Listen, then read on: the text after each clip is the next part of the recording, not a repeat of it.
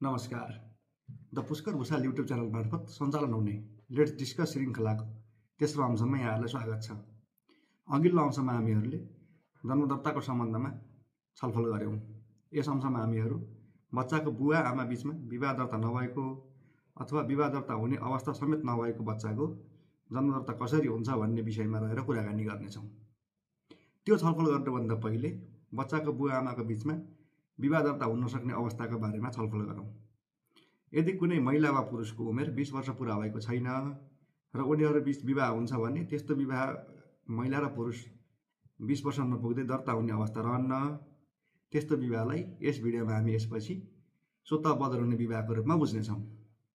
अर्को अवस्था भनेको यदि कुनै महिला वा पुरुषले दोस्रो विवाह गरेको छ भने त्यस्तो विवाह दर्ता हुन सक्दैन। यो विवाहलाई हामीहरू यस भिडियोमा यसपछि बदरेगी विवाहको रूपमा बुझ्नेछौँ। यस विषयमा भएका कानुनी व्यवस्थाहरूको बारेमा छलफल गरौँ। नेपालको संविधानको धारा 39 को उपधारा 1 मा र बालबालिका सम्बन्धी ऐन 2075 को दफा 4 को उपदफा 1 मा प्रत्येक बालबालिकालाई आफ्नो पहिचान सहित नामाकरण र जन्मदर्ताको हक हुनेछ भन्ने व्यवस्था रहेको छ।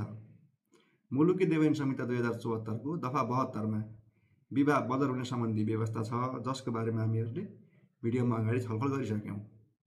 राष्ट्रिय परिचय पत्र तथा पञ्जीकरण ऐन 2076 को दफा 21 को उपदफा 3 मा स्वतः बदर हुने विवाहको परिणामबाट जन्मिएका शिशुको जन्मदर्ता गर्न प्रतिकूल असर नपर्ने व्यवस्था समेत रहेको छ। राष्ट्रिय परिचय पत्र तथा पञ्जीकरण विभागको मिति 2079 साल 7 महिना 30 गतेको चलाइ नम्बर 660 को परिपत्रको बुँदा नम्बर 1 मा 2075 साल भदौ 1 गते पछिका बहुविवाह र बालविवाह स्वतः बदर हुने भएकोमा त्यस्तो विवाहको परिणामबाट जन्मेको बच्चाको जन्मदर्ता आवश्यक प्रक्रिया पुराइ गरिदिन सक्ने भन्ने व्यवस्था रहेको छ। अब हामीहरू के हुन् त आवश्यक प्रक्रिया अथवा यस विषयको व्यावहारिकताको विषयमा छलफल गर्नेछौँ। स्वतः बदर हुने अथवा बदरयोग्य विवाहको परिणामबाट जन्म भएको शिशुको जन्मदर्ता गर्नुपर्ने भएमा बच्चाको बुवा र आमा दुवैजना स्थानीय पञ्जीका अधिकारीको कार्यालयमा उपस्थित भई सूचना दिनुपर्ने हुन्छ।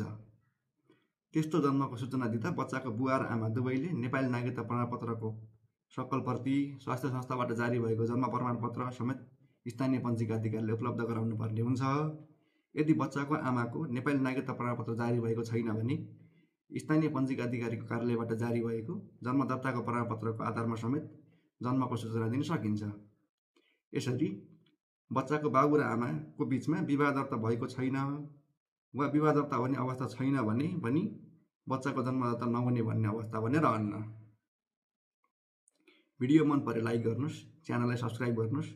तपाईले हाम्रो भिडियो कस्तो लाग्दैछ, जस्तो लाग्छ त्यस्तै प्रक्रिया दिन नबिर्सिनु होला।